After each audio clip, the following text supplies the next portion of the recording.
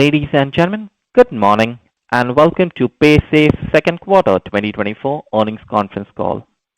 At this time, all participants are in a listen-only mode. A brief question and answer session will follow the formal presentation. If anyone should require operator assistance during the conference, please press star and zero on your telephone keypad. As a reminder, this conference is being recorded. It is now my pleasure to introduce your host, Matthew Parker, Investor Relations. Please go ahead.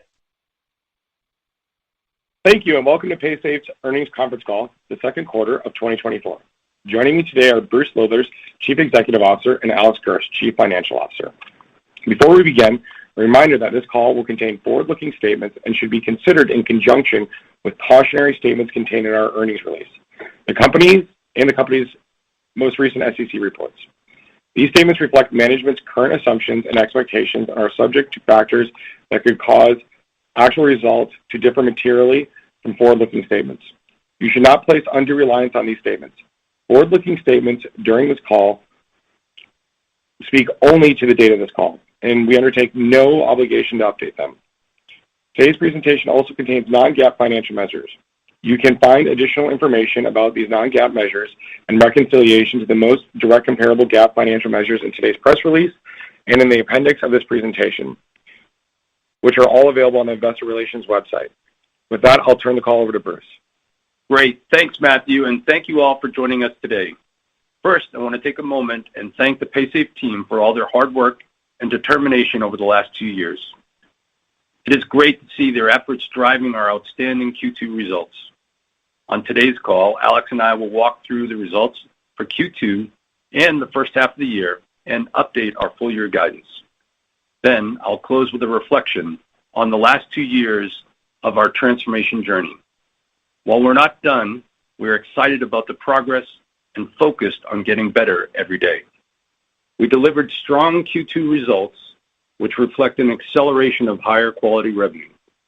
We achieved $440 million in revenue, growing 9% year over year, $119 million in adjusted EBITDA, growing approximately 5% year over year, and we further reduced our net debt ratio to 4.8 times, a 14% reduction from Q2 2023. These results reinforce our conviction that we have the right strategy and execution is working. In the first half of 2024, revenue grew 8.5% year over year, driven by a 12% increase in merchant solutions, fueled by higher volumes across e-commerce and progress on our portfolio optimization efforts. Digital wallets also grew 5.4% in the first half of 2024 from the same period in 2023, attributed to improvements in our eCash business, the return to double-digit growth in our LATAM businesses, and continued growth of our classic wallet product. Additionally, adjusted EBITDA grew 4.6% year over year, while adjusted EBITDA margins declined by 100 basis points due to our planned incremental investments, which we outlined at the beginning of the year. Adjusted net income grew 5.7% year over year, and we recorded positive GAAP net income of $1.6 million in the first half of 2024. We also returned $25 million of value to our shareholders through our stock repurchase program. As part of our portfolio optimization and a move to higher quality revenue, which will deliver higher long-term shareholder value, we are taking actions to limit volumes or exit relationships with certain higher risk merchants. These steps will reduce risk in our business but create a short-term headwind to our revenue growth rate in the second half of 2024. The strength of our sales initiatives, which has led us to increase our original revenue guidance for the year, will allow us to overcome this short-term headwind quickly. We believe these actions are the right steps to take for long-term sustainable growth as we refocus on our ideal customer profile. This brings me to our revised full year 2024 guidance. We are pleased to raise our full year revenue outlook range to 7 to 8%, up from our previous guidance of 5.5 to 7%, a 125 basis point increase at the midpoint, moving the high end of our former guidance to the bottom end of our range. We now expect adjusted EBITDA margins to be between 27.5% and 28%. Our updated guidance includes the impacts of the actions I previously mentioned. Alex will walk you through our quarterly results and guidance in more detail in just a moment. Slide 4. In Q4, we laid out 4 strategic priorities for the 2024 calendar year, and I'm pleased to say that we made great progress and remain on track or coming in ahead of expectations. Let's start with expanding our sales capabilities. We have hired 104 new sales reps year to date, or 61% of our full year target. Our new hires in Q1 are ramping up as expected, and we are pleased with the talent we've recruited. As a reminder, these sales reps take approximately 6 months to fully ramp up. The additional sales reps have allowed us to expand our vertical and geographic sales coverage, giving us more at-bats than ever before. In the quarter, we logged 74 enterprise wins, which is over 2 times greater than the prior year, and executed SMB deals in 30 different states, a 58% increase versus that number last year. Our portfolio optimization efforts are coming along better than expected. Year to date, we have generated approximately $26 million of in-year revenue, or 52% of our full year target. As you may recall, we initially expected the revenue to be weighted more to the second half of the year. During the quarter, we launched value-added services such as integrated loan program to our offerings. This loan program provides flexible short-term working capital for our partners and merchants to invest in and grow their businesses. Our ability to sell value-added services like these help increase our take rate in merchant solutions from 0.78% from 0.74% in the prior quarter. Our third priority for the year was to revamp our consumer acquisition efforts, which remain on track. Towards the end of the quarter, we entered a new partnership with Riot Games, becoming the main sponsor of the Valorant esports tournaments. This tournament was broadcast across the EMEA region and generated an audience of 1.2 million viewers. This partnership allows gamers to use the Paysafe card for a seamless and secure transaction experience during checkout. We've incorporated these sponsorships into our strategy, and we're seeing nice results as we move through July. Finally, our efforts to deliver innovation and experiences to consumers remain on track. This next example could probably go under either customer acquisition or innovation experiences. As you may have probably read, we recently announced a partnership with Revolut. What's great about this partnership is it lets us bring our eCash services to Revolut's 9 million UK customers, in turn providing Revolut's customers access to 12,000 of our eCash network locations. We expect this service to eventually roll out to other European markets. This product innovation is helping us generate revenue in new and exciting ways. This quarter, the amount of revenue generated from new product innovation grew by 50% over last year. Turning to our merchant business on slide 5, we saw solid growth led by e-commerce, which now represents just over 30% of our merchant portfolio by volume. Last quarter, we discussed that our SMB direct book was being impacted by one portfolio, and we have taken a number of steps to stabilize that portfolio throughout the quarter.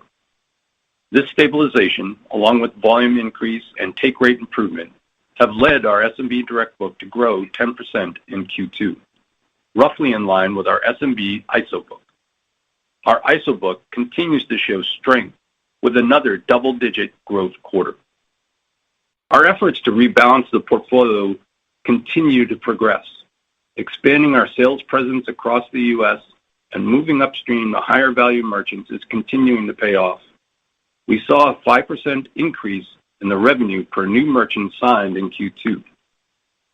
Acceleration of our enterprise sales continued as we executed 74 enterprise wins in Q2 across our key verticals and geographies, up from approximately 30 in Q2 2023. Approximately 30% of these deals were with their existing customers, highlighting the success of our cross-selling efforts, which was almost zero 2 years ago. Additionally, our net revenue retention in the quarter was 103%, further proving that our efforts to sell additional products and services to existing customers drives higher revenue per merchant. Slide 6. A quick update on iGaming, which saw another strong quarter. Global iGaming revenue grew 15% year-over-year, accelerating from 14% in Q1 2024, as we executed 64% more deals in the Q2 2024 quarter versus Q2 2023. North America iGaming revenue grew over 50% year-over-year from merchant wins that occurred in Q3 and Q4 of last year, and assisted by 7 additional states legalized last year that came online this year. Our iGaming sales continue to find opportunities to cross-sell into our customer base, with 44% of the deals won in the quarter coming from existing clients. These cross-sells allow us to take a larger piece of the payments cash register. As our merchants work to grow their revenue through product improvements, additional offerings, and geographic expansion, we stand ready to help them be successful. Slide 7.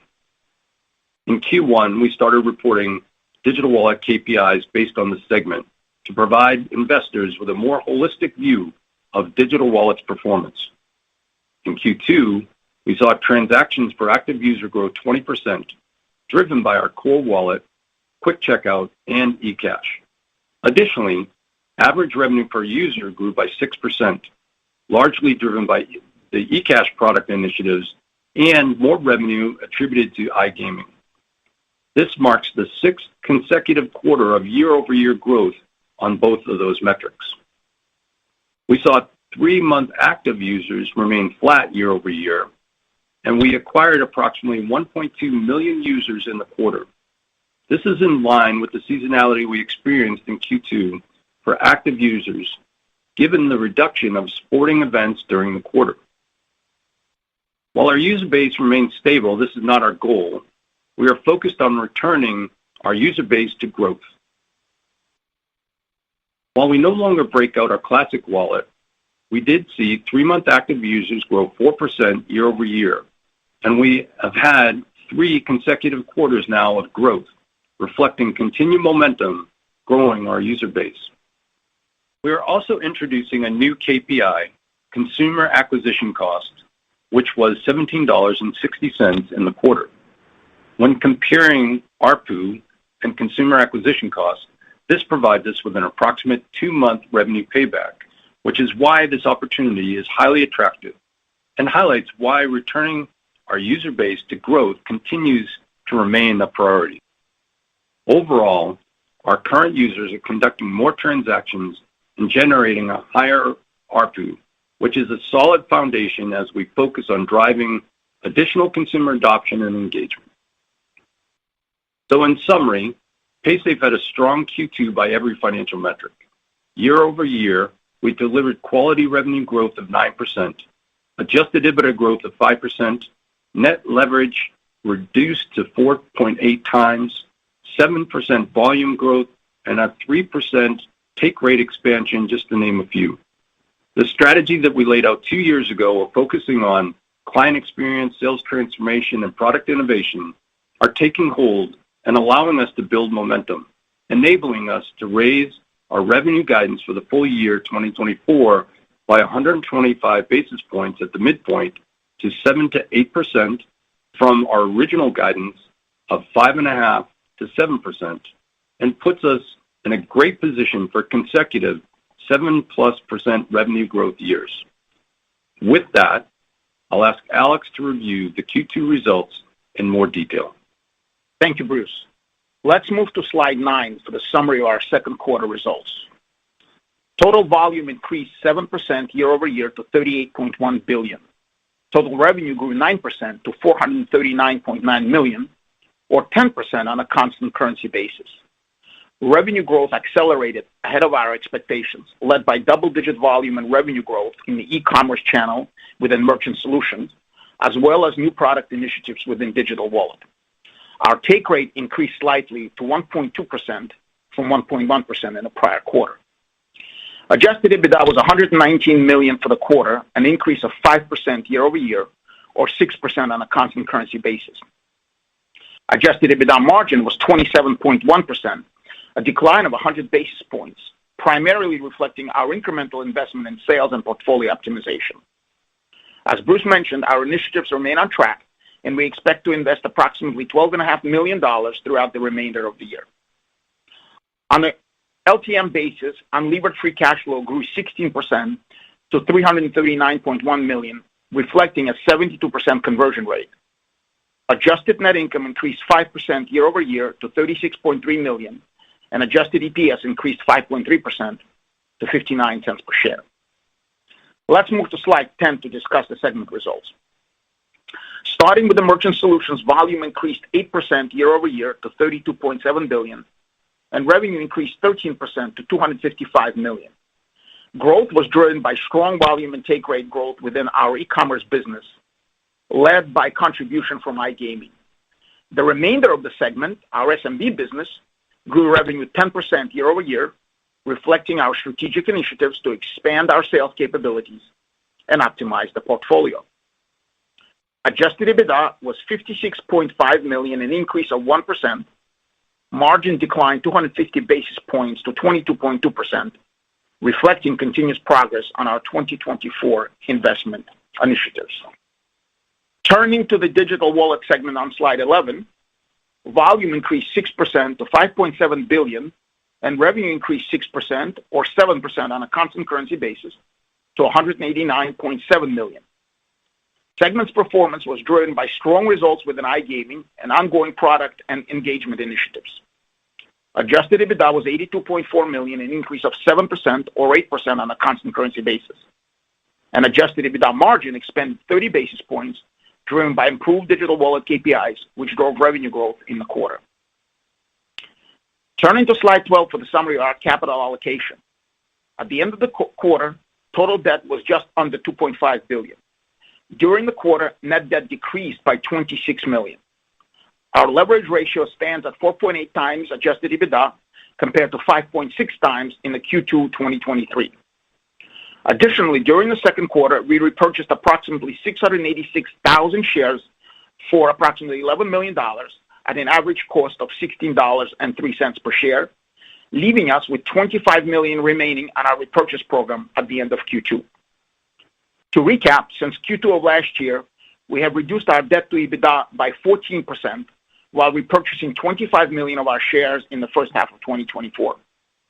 We remain confident that our solid cash flow generation and capital allocation discipline will allow us to continue investing in the business while also continue to delever and return capital to the shareholders.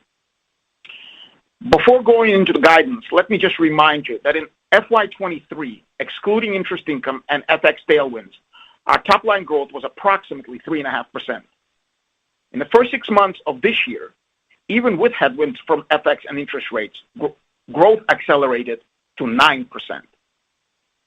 Now let's turn to the full-year guidance. We are pleased with our results and the ongoing progress of our strategic investments. Therefore, we are raising our revenue growth outlook to the range of 7 to 8%, which implies a second-half growth rate of 6.5% at the midpoint. The former top end of our range is now the bottom end. Our updated revenue outlook includes the impact of our portfolio rationalization efforts Bruce mentioned earlier. Excluding those impacts, we would have expected revenue to grow between 8 to 9%, which is well ahead of our initial expectation. Despite these short-term impacts, we believe these actions will benefit the company in the long run as we reduce the risk associated with our business. We now expect adjusted EBITDA margin to come in between 27.5% to 28%, a reduction of 50 basis points from our prior guidance. Excluding our portfolio rationalizations effort and severance-related costs, our full-year margins would have been between 28.2% to 28.7%, still ahead of what we initially expected at the beginning of the year. Additionally, our updated guidance implies 170 basis points of margin expansion versus the first half of this year.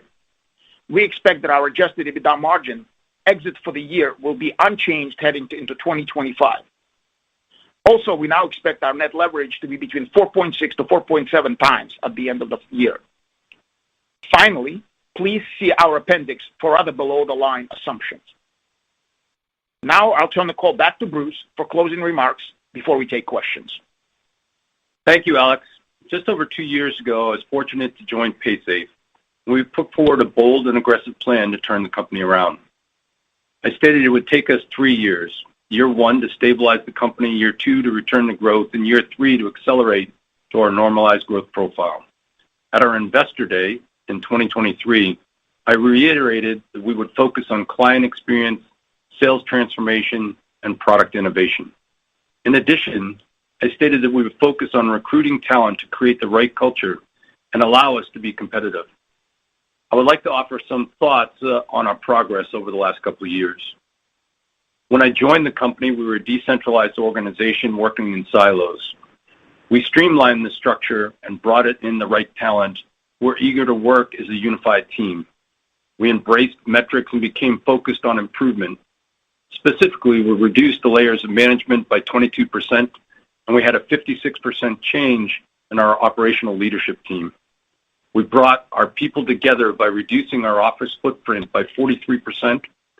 As a result, our offices have become a vibrant place where employees can build relationships, collaborate on our strategy and vision, and deliver operational excellence. Finally, together, we've been able to drive efficiencies and reduce our back office expense, using these savings to help grow our front office. The lifeblood of any business is to provide an experience that customers enjoy. We ranked number 2 in the J.D. Power 2024 U.S. Merchant Satisfaction Study, a study we weren't even part of just 2 years before. Our focus on client experience and automation has helped reduce our call center interactions by 41%, reduced merchant onboarding times by 85%, and increased our digital wallet merchant checkout conversion by 10%. These are just some examples of the improvements that we've been able to help drive consumer and merchant satisfaction, but there's still much for us to do. Sales transformation gets a lot of attention, so I'll just point out that we have more than doubled our quota-carrying sales force and expanded our geographic footprint. We focused on cross-selling, and as a result, 30% of our Q2 2024 enterprise deals were sold into existing customers. We needed to rebalance our merchant portfolio, and we're making good progress with our e-commerce book and now our SMB direct book, which will help with margin expansion. We have a lot of momentum building. Product innovation must be a never-ending focus. In 2023, we focused on improving the usability of our wallet to drive better usage, more transactions, and more ARPU. In Q4 2023, we wanted to take advantage of our wallet platform and help our community come together with the launch of our merchant wallet for SMBs. This wallet allows merchants to receive acquiring settlements, use their phone as a point-of-sale device, and manage their business finances in one place. We see this as a growing opportunity in a fragmented market. Success with the merchant wallet will help drive growth in our direct business and right-size the revenue mix, which would be margin accretive. We are just beginning in our innovation and feel that we're positioned well in the emerging experiential economy. It's worth remembering that before these changes, many of our business lines were declining. Our actions have had a decisive positive impact on our financial results. On a 2-year CAGR basis, volume grew 7%, while revenue grew 8%, driven by the turnaround of the classic digital wallet, SMB, and e-commerce. This improvement in revenue, plus improved utilization and headcount, led to a 23% increase in revenue per employee and adjusted EBITDA growth of 7% on a 2-year CAGR basis. These improved financial results helped us drive down our net debt leverage ratio by 16% while returning $25 million in value back to our shareholders. More importantly, these actions taken by the Paysafe team are positioning us for the future, building the foundation we need to scale and compete. It starts here. Another fun part of the job is seeing the team be recognized by outside organizations. we recently were added to the CNBC's list of the world's top 250 fintech companies. We're also named Payments Company of the Year by EGR and Software Company of the Year by Tech Elite. To close, we're not the same company we were 2 years ago. Our team is excited about the new possibilities. Today, we have grown revenues faster than many expected. Even in the high interest rate environment of the last couple of years, our strong free cash flow generation enables us to invest in our business, return capital to our shareholders, and reduce our leverage. As we continue to deleverage, we believe the value of the business will increasingly be reflected in our share price. We see a significant upside in the future as we continue to execute on our strategic initiatives.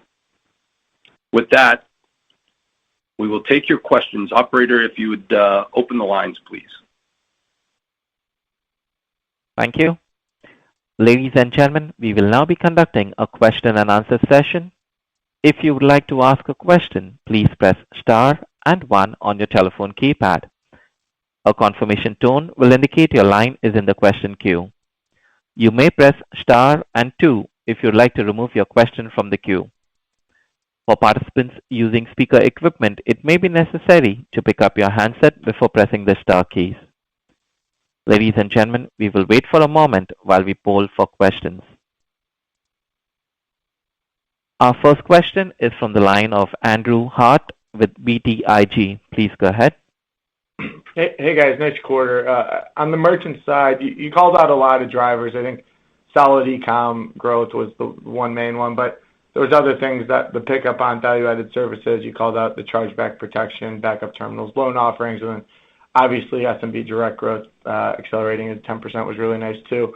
I guess, can you kind of rank order some of those drivers of growth for us in this quarter? Which ones really stuck out the most? And I guess going forward, we're still yet to have this increased sales team kick in. So, I guess how is sales going to look different? What are the things this quarter that you saw that will drive future quarters? And then is it still kind of maybe 4Q we'll start to see the increased sales headcount begin to contribute to growth there as well? Yeah, Andrew, thank you very much. And I'll start us off, and then Alex can add some color as we go along. But first what I would just say is, look, I think overall we're very pleased with the quarter. Triple beat, right? We had really strong revenue versus consensus, EBITDA versus consensus, and adjusted net income, all those things for the second quarter in a row. So we're building some good momentum. In regard to the merchant business, obviously the e-com business continues to show really solid growth, really driven in part by the iGaming growth in North America. So you're seeing a lot of growth there. I think the other piece that's driving a lot of the activity, we've got nice solid continuous volume, but our optimization programs are really coming to bear and working out as we hoped, providing a lot of that take rate expansion. So the projects that we started, if you recall, we started talking about this in, Q4, maybe Q1. We started talking about the optimization program and that we were going to invest both in optimization and our sales force, driving a $25 million investment with a $50 million return, right? So it was a great project. We're seeing great results from that through the halfway point. We look like we're right on target for the full year, maybe a quick more for the full year on that initial project. So we're feeling very good about that. I think when you talked about and touched on the direct SMB business kind of accelerating back up a little bit, that was a nice balance for us. So we'll continue to look at that and continue to hope that as we take these actions to your last part of the question with the sales force, that those things start really accelerating as we move into 25 and then ultimately to 26. So yes, we should see a little bit of activity in that cadence. What I would say in the first half of the year, what Rob and his team were able to do is they they hired a lot of the enterprise salespeople first, and so we should start seeing that towards the back half of the year, probably late Q4 as those people start coming on board. So we should see an acceleration really going into Q1 25 from that team. I think as we touched on in the deck, we're seeing good progress there. We feel like they're right on track, and so far so good. So I appreciate the questions, Alex. Anything? Yeah, the only thing I would say is that the portfolio optimization that Bruce talks about is showing great acceleration. So I think if you remember, we said in the first quarter that he delivered about $8 million of revenue or so, right? In the second quarter, he delivered $18 million of revenue. So the total of $26 million, you could see the acceleration from the first quarter to the second, which is why when Bruce talks about the fact that we certainly would expect to make the $50 million target and maybe even slightly better, that acceleration from 8 to 18 million from the first quarter to the second quarter is a proof that that's exactly what's happening. Yeah, hopefully that answers everything, Andrew. Yep.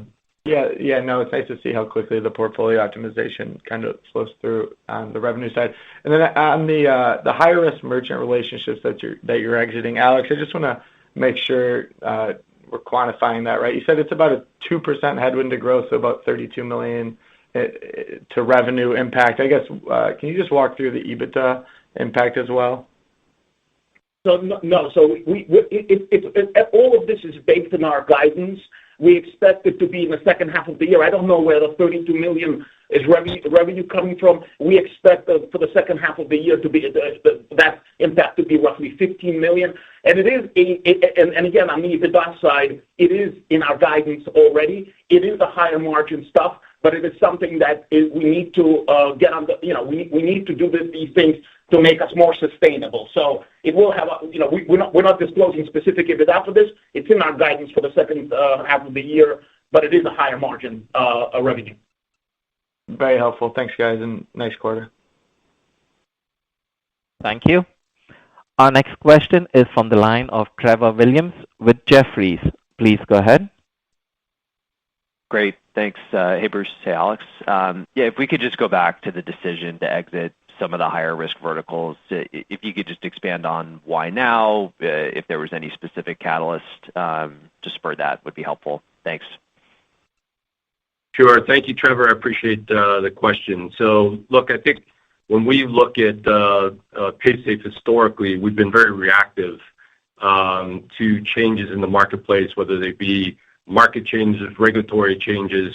And so what we're trying to do here as we look at the going forward is being proactive. We can clearly see that there's some movements around consumer benefit across the globe.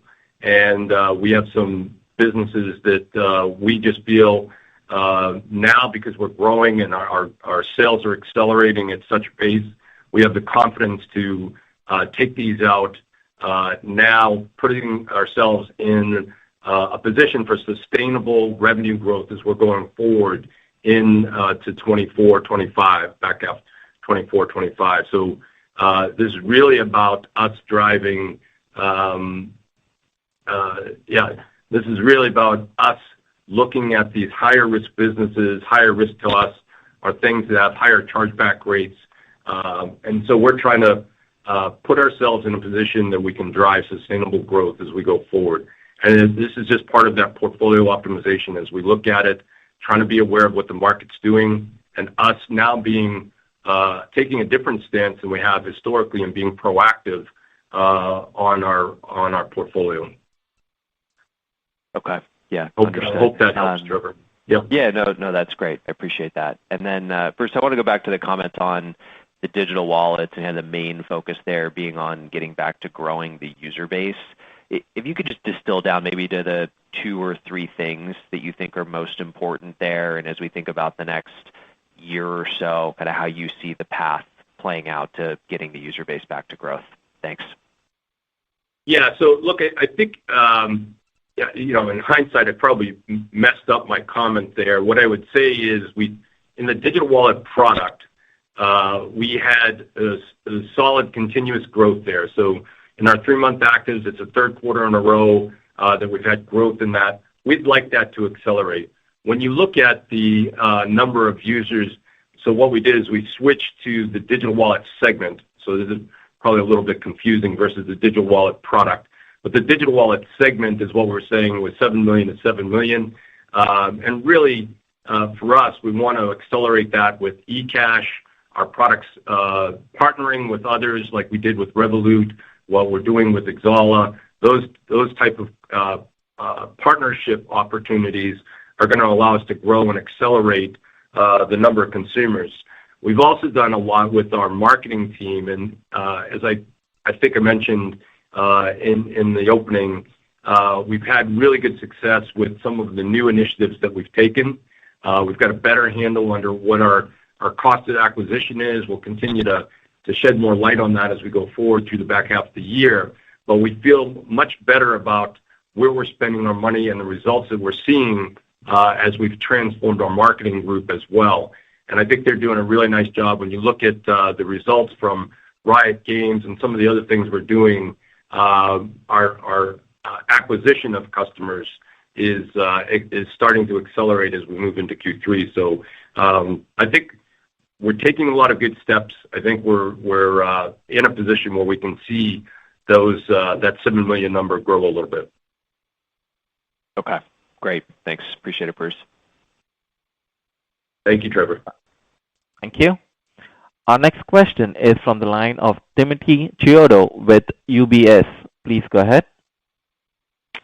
Great. Thank you so much for taking the question. The chargeback protection and part of the value-added services listed in the slides with the roughly 50 million revenue figure reference there. For the chargeback protection, maybe you could just talk a little bit about the types of clients that are taking that. I'm assuming that's more in the e-commerce segment, and if this is something that you're leveraging, a combination of internal capabilities or third-party providers. And then a related follow-up is, as more and more of the e-commerce world moves towards the likes of Apple Pay, Google Pay, and Click to Pay from the card networks, meaning aspects that basically shift the liability back to the issuer, do these services maybe take on a different form, or maybe they're less needed? Or just was hoping you could shed some light on what that mix shift may or may not mean for chargeback services. Thank you, Tim. Great question. So what I would say is the chargeback offering that we have is predominantly being taken by our SMB clients, not our e-com clients. And so these are a lot of small businesses that are just trying to stabilize their revenue stream and not be exposed to anything that may appear in the chargeback arena. I think to your broader question, I do think that as technology continues to evolve and you see more and more regulatory scrutiny around consumer, whether it be the way the CFPB refers to it or the way FCA or any of the other global regulatory bodies refer to a consumer duty, you're going to see more and more emphasis around mitigating chargebacks. And I think technology will allow that over time. And I think you'll see revenue streams over an extended period of time probably diminish from chargeback. But that's just my own theory on how technology will impact that as we're moving forward. Okay, thank you for that. I appreciate that context, Bruce. The follow-up is around another value-added service, so the working capital loans you mentioned, which are contributing to the year-over-year increase in take rate. Could you just talk a little bit about the structure of that program, on-balance sheet, off-balance sheet, and how you went about that decision? Yeah, and Tim, I apologize. I think I forgot to answer part of your other question. That is a third-party product that we are using, just like this loan product. So this is a third party. We take no risk here. This is really just an origination fee for the loan. Tim, as you well know, most of our large competitors offer a similar type program to their customers. You'll see us start bringing more and more of these type programs as we start filling up our product suite to be more commensurate with our peer group. So for us, it's a great program to offer to our merchants. Creates good parity in what our offering is for, in particular, the SMB world. And we're having some good uptake in the first 30 days. Early, too early to see what it ends up from a materiality perspective, but the first 30 days was very positive. Excellent. Thank you for taking both of those. I appreciate that. Thank you, Tim. Thank you. Our next question is from the line of Paul Obrecht with Wolfe Research. Please go ahead. Hi, thanks. This is Paul Obrecht on for Darren. Can you just start by touching on the success you're seeing with cross-selling to existing merchants? Maybe just how you're approaching conversations with the existing merchant base and really driving adoption of these further products would be great. Thanks. Yeah, Paul, thank you. Look, if you go back to the very beginning when I came in a couple of years ago, I think one of the first presentations I did is I talked about how we had Europe was predominantly wallet, and we had the U.S. was predominantly acquiring, and because we had all these siloed organizations, sales organizations, nobody was really talking to each other with the products that we had. No one was talking to each other clients. So as we've mentioned over the last couple of years, Rob's team, our Chief Revenue Officer, Rob Gatto, has brought those organizations together. We now have account managers on our largest accounts. They're going in and they're responsible for the growth of that account. And so what we're seeing is every one of our wallet customers, for example, certainly we're using e-com gateway of someone, and we weren't taking the opportunity to bring ours forward, and now we're doing that. We also added new products, Pay by Bank last quarter, and so those things give us the opportunity to go back to our existing customers, take more of the register, and gain more market share of that register, whether it be in North America or Europe. So that'll continue to be our strategy as we add Nicole Carroll's team adds more products into the mix for us. We'll be going back to our existing customers. We have a great customer base. We've got a customer base that anybody would want, and we really want to make sure that we're offering everything they need from a payment perspective to be successful with their respective businesses. Great, thanks. And then as a follow-up, can you just provide some color on the e-com growth and any trends you're seeing there? And then have you seen any shifts in consumer spend patterns, maybe both in the second quarter and thus far in Q3?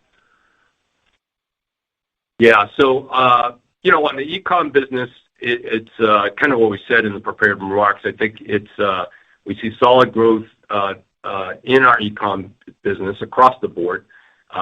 We are seeing the calendarization of some of the states that came online in North America. So you're seeing some lift from that. We had a little bit of lift from the euros in the quarter, which was great. And now we're going into the back half of the year, which is our normal busier part of the year due to the Premier League and sports in Europe. So e-com overall just steady performance, continued really good results, maybe broadening out a little bit, but overall it's doing very well in that regard. I think in regard to the consumer spend in July, look, there may be something there on consumer spend, but we're not seeing it. We're seeing a pretty solid quarter lining up for Q3 with the July results being in line with expectations. So nothing really materializing for us. I think we have a lot of good sales momentum, so we feel pretty good about where we are heading into Q3. Got it. Thank you. Appreciate you taking the questions. Thank you. Our next question is from the line of Aditya Buddhavarapu with Bank of America. Please go ahead. Hey, thanks for taking my question. Most couple of them already been asked, but I do have a few. Firstly, could you just talk about in Merchant Solutions, the direct business? I know you've been trying to get that business back growth, and that was up 10% in SMB in Q2. So maybe just talk a bit more about the initiatives there and how you're looking at that. And then maybe just taking a step back, going to the CMD last year, You mentioned the midterm growth target of high single digit to low double digit. If you take out the impact of, the merchant portfolio optimization, you did say, growth would have been 8%-9% for 2024. So could you just talk about, how you get to that sort of, let's say, that low double-digit growth from, from the current levels heading into 25 and maybe 26? And then maybe just one last question, the partnership with Revolut on eCash. Could you just add some color on that in terms of how that works, in terms of the sharing of economics? And in general, do you sort of see that as the future growth model for that eCash business, partnering with more of those, digital-only or fintech players? All right, that was what I will try to work my way through those. So I think the first one was around our Merchant Solutions direct business. We have changed a lot of the management of those teams. We have a gentleman running that for us now. We see that we've taken a lot of steps to bolster that business. We feel good about that. We have a lot of salespeople that we're adding into that. As I mentioned, historically, it's a place where we felt we were subscale. We like the direct part of our business. We like all of our business. I want to be very clear. We like all the business that we have. The reason that we're focusing on growing the direct part of that portfolio is it gives us a much better margin, and so that's really what it drives that for us. So we're taking steps to scale up that sales force. We're adding new product into the direct team and allowing them to cross-sell, and so hopefully we'll see results from that. The second question I didn't quite understand was about the double-digit growth in 25, 26.